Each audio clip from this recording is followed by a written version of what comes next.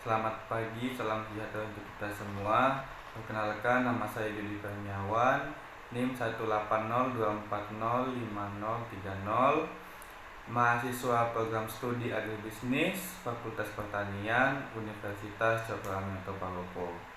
Nah, baik, pada kesempatan kali ini saya ingin menjelaskan hasil UTS saya, yaitu UTS Berpikir Sistem, yang dimana pada mata kuliah kali ini yaitu dosen pengampunya adalah Ibu Dr. Marlina Bakri SPD MPD, yang dimana profilnya bisa kita lihat di samping. Nah, beliau adalah dosen terbaik di Universitas Cokro Aminoto Palopo dan merupakan dosen yang sangat luar biasa, yang selalu memberikan motivasi kepada mahasiswanya agar menjadi mahasiswa yang berprestasi, lebih baik, dan dapat bermanfaat di kalangan masyarakat ke depannya. Nah, untuk mengefisienkan waktu, langsung saja saya ingin menjelaskan hasil UTS saya. Yang pertama yaitu pengertian berpikir menurut Hidayatno pada tahun 2016. Nah, menurut Hidayatno, berpikir yaitu sebagai suatu aktivitas mental dalam usaha untuk memperoleh pengetahuan. Oleh karena itu, berpikir merupakan proses kognitif yang tidak dapat dilihat secara fisik. Nah, hasil dari berpikir itu pun bersifat abstrak, yakni berupa ide, pengetahuan, prosedur, argumen, dan keputusan. Itulah pengertian berpikir menurut Hidayatno pada tahun 2016. Nah, adapun yang kedua yaitu pengertian berpikir sistem menurut Salaman pada tahun 2006. Nah, berpikir sistem dalam penelitian pendidikan mengandung makna bahwa dalam menelaah suatu masalah, peneliti hendaklah dapat melihat secara menyeluruh tentang berbagai faktor yang terkait dalam masalah tersebut dan membentuk suatu konstelasi permasalahan. Itulah pengertian menurut Salaman pada tahun 2006. Yang ketiga adalah pengertian sistem menurut Jujun S. Surya Sumantri. Nah, menurut Jujun S. Surya Sumantri, sistem dapat diartikan sebagai sebuah wujud keseluruhan dari suatu objek, penelaahan dalam unsur dari objek tersebut berhubungan satu sama lain dalam suatu jalinan yang teratur. Nah, yang keempat adalah sebutkan ciri-ciri sistem. Nah, ada berapakah ciri-ciri sistem tersebut?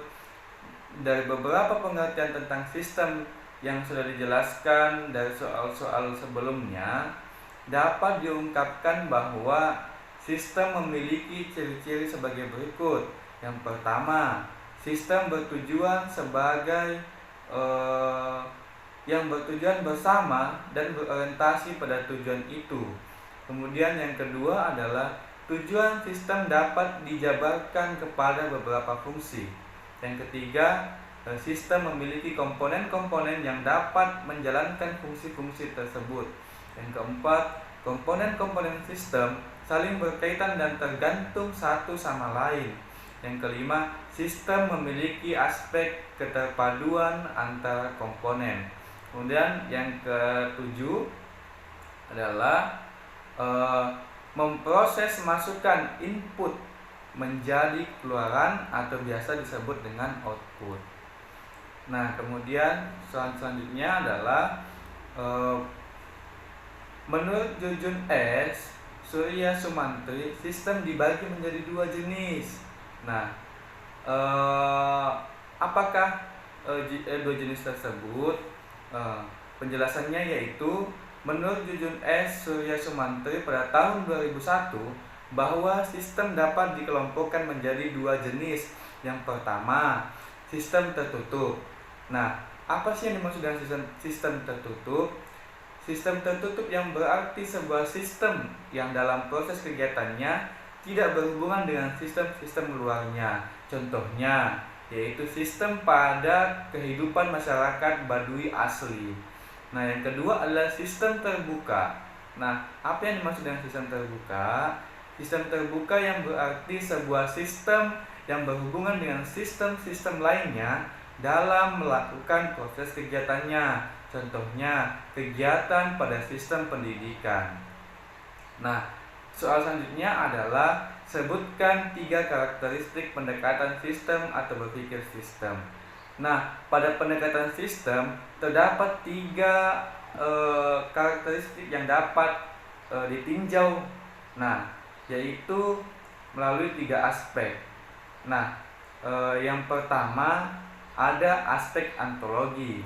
Nah, aspek ontologi tersebut meliputi yang pertama adalah pendekatan holistik atau menyeluruh.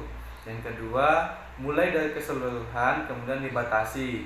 Yang ketiga, dimulai dari latar belakang pengetahuan dan pengalaman yang telah diperoleh.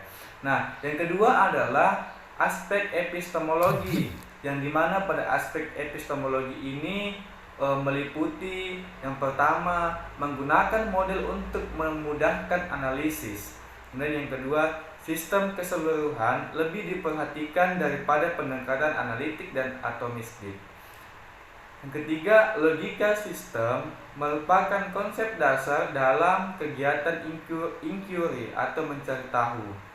Nah, yang ketiga adalah aspek aksiologi, yang dimana menguraikan tercapainya tujuan sistem secara sistematik atau runtut. Nah, selanjutnya adalah sebutkan ciri-ciri sistem terbuka.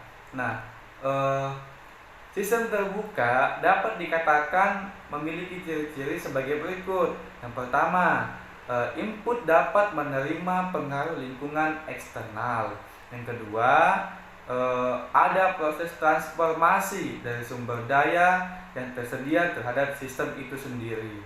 Kemudian yang ketiga, suatu hasil output yang diberikan kepada lingkungan setelah melalui proses. Yang keempat, ada proses untuk menetralisir proses entropi supaya proses tetap berjalan. Kemudian yang kelima, ada kegiatan mengubah sumber daya secara terus-menerus.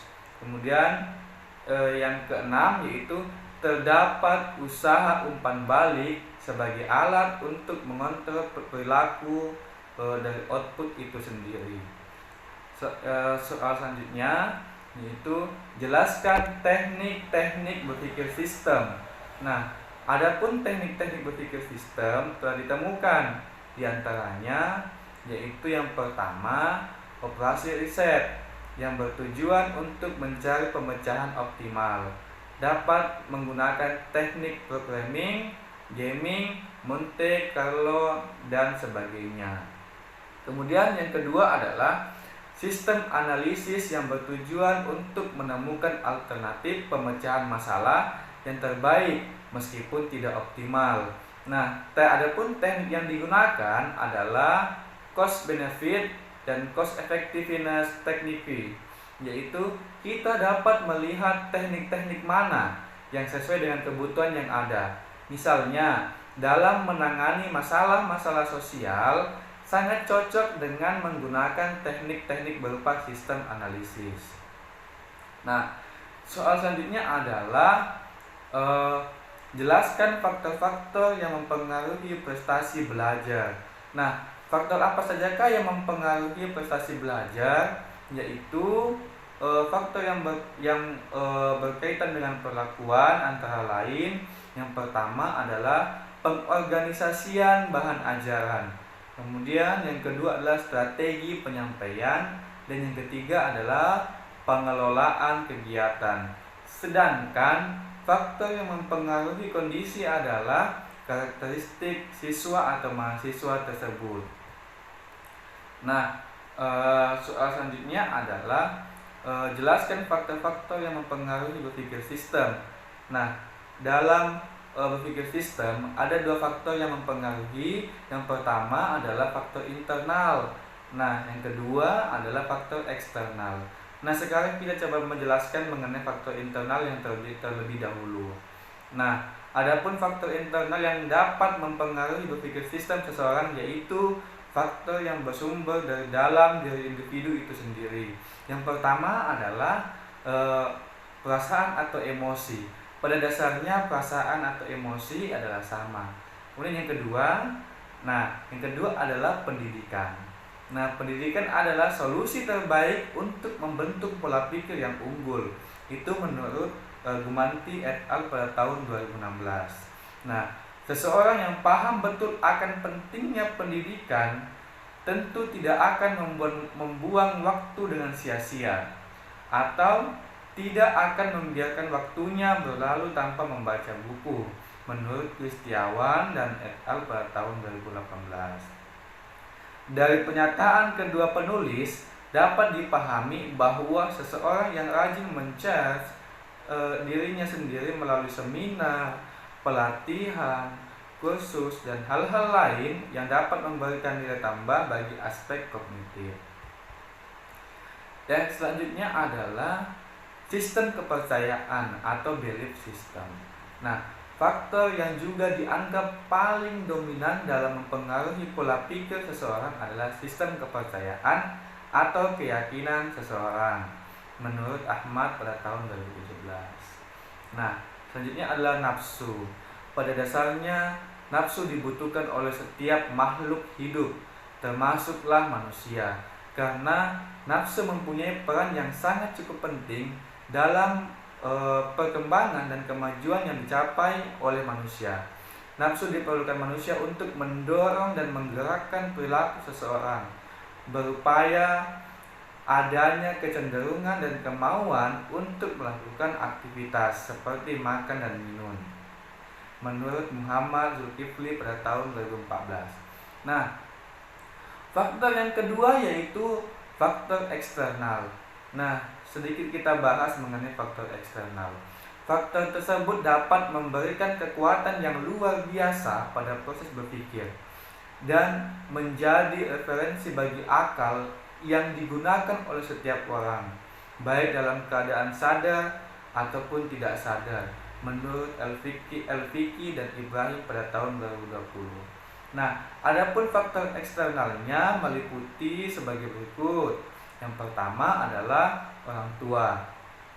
Nah, proses berpikir pertama kita dapatkan dari orang tua, karena orang tualah yang berinteraksi pertama sekali dengan kita. Segala aktivitas yang dilakukan oleh orang tua tanpa disadari menjadi konstruksi sebuah pemikiran anak, menurut Purnomo pada tahun 2013.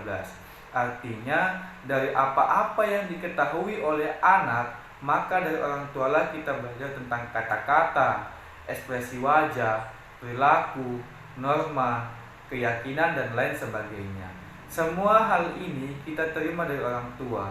Jadi, orang tua merupakan termasuk orang yang paling penting dalam membentuk proses berpikir.